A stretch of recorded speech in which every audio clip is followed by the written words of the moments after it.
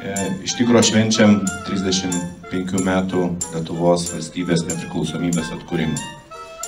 Ir norėjusi, kad šiandien susirinktų ir džiugu, kad matau ir jaunų veidų, kad tai lyg tai pavadinta konferencija, bet norėtųsi ne, kad tai būtų kažkokia mokslinė, tyriamoji, o tiesiog būtent aš visada sakiau, kad, žinote, rašytinė istorija, jinai rašoma dėja pagal laikmetį ir tuometinios valdžios požiūrio, valdymo požiūrio ir panašiai, sakykime.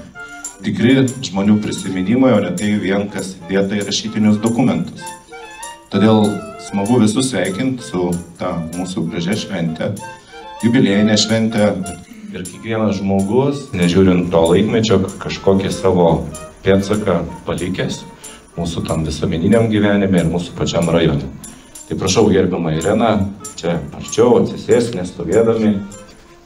Kažkiek papasakosit, kas ten valdžioj buvo ir kaip jūs ten formavote. Žodžiu, buvo labai įdomus laikai, kadangi buvau, galiu prie tų įvykių teko prisiliesti. Net ir, pavyzdžiui, aš dirbau cemento gamykloje tuomet, buvo viskas surūsinta, kalba beveik buvo išnykusi, susirinkimai būdavo rusų kalba, netgi iki šitokio daeidavo. Kaip sakydavo, visur mūsų šalis ir visi mes čia, reiškia, lygus ir visi gyvensim gerai. Bet šitaip neįvyko. Todėl pradėjo formuotis, kadangi ta nepriklausomybės, kaip jau 18 metais, kai pradėjo okupavo, vis tiek ta dvasia tokia, jinai neišnyko. Jinai visą laiką žmonės būrėsi, buvo ir Laisvės lyga, ir bažnyčios, ten kronikos ir taip toliau. Visą laiką žmonės ir partizanų nesudėjimas, žodžiu, ta Laisvės tokia dvasia buvo neišnykus niekada jinai.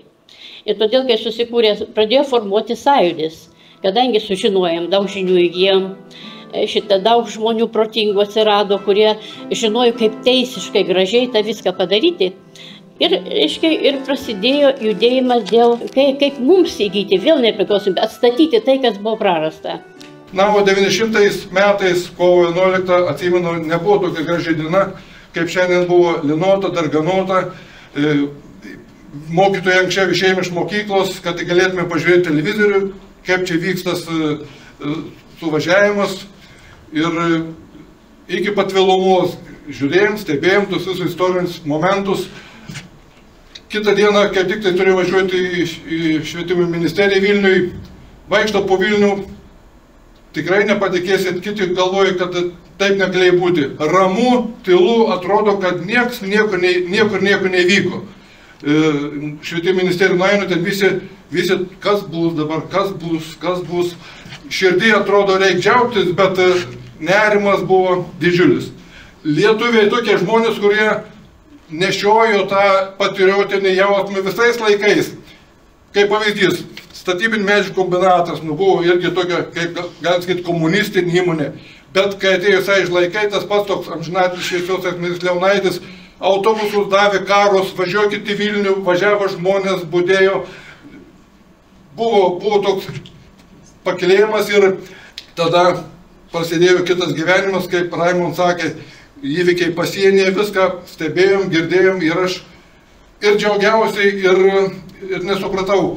Mes dauguma galvojom, kad būtent kai Lietuva tas nepriklausoma, tai 3 šalis, Estija, Latvija, Lietuva bus kaip sesės.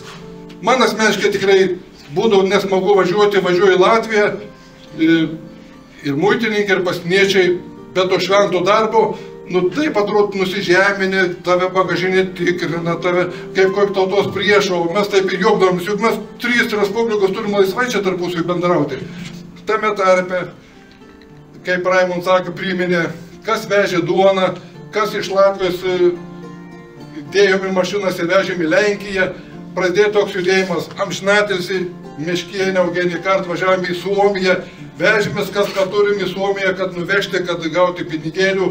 Ir amžinatilsį Meškienė sulaikė policiją, viską atėmė, bet žmonės šaukia, polis, o mes kaip tie zuikeliai slapstomės, bėgam. Tai buvo tikrai labai sudėtingas laikotarpis.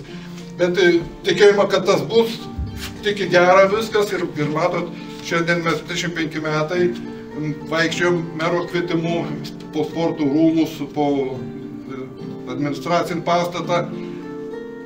Miestas, reikia pripažinti, visi tikėjomės, kad po 30 metų tikrai gyvensim jau panašiai kaip Europoje. Šiandien 35 metai, bet kai dabar nuvažiuojame į Europą, jokių mes ten stebuklų nematom. Žymiai pas mus daug kas jau geriau negu kad, sakykime, kai kurios vietos ir Prancūzijoje, kad ir Vokietijoje keliaujam, viską matom.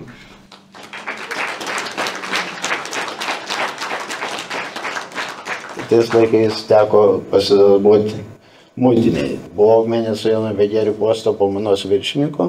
Noriu padėkoti savo žmonai, kad daug kur leido ir daug ašarų buvo išlieta, kad neičiau.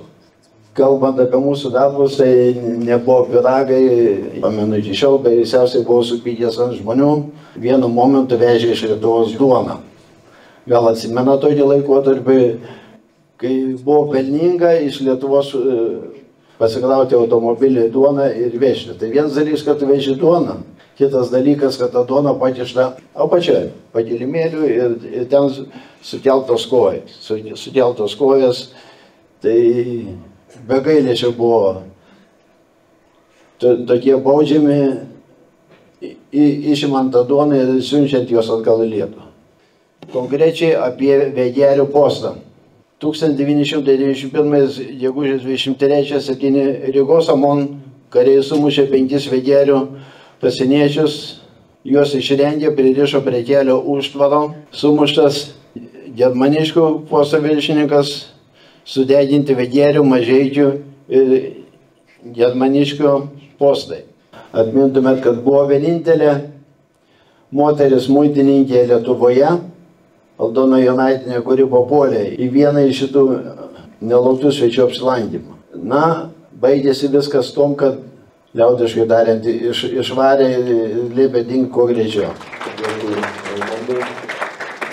Esmė yra tokia, kad mes, kai kurie buvo išvežti ir mano tėvas buvo išvežtas, visi tą nepriklausomybę labai įsikibę laikėme ir kitiem sakėme. Ir tame sąjūdyje mumis kažkaip ir neprileido, kai mes buvom Ventoje, įsijungėme į tą darbą, nebuvome tokie tik antroje dalyje, kada pirmieji buvo, kada jau visi nuo 91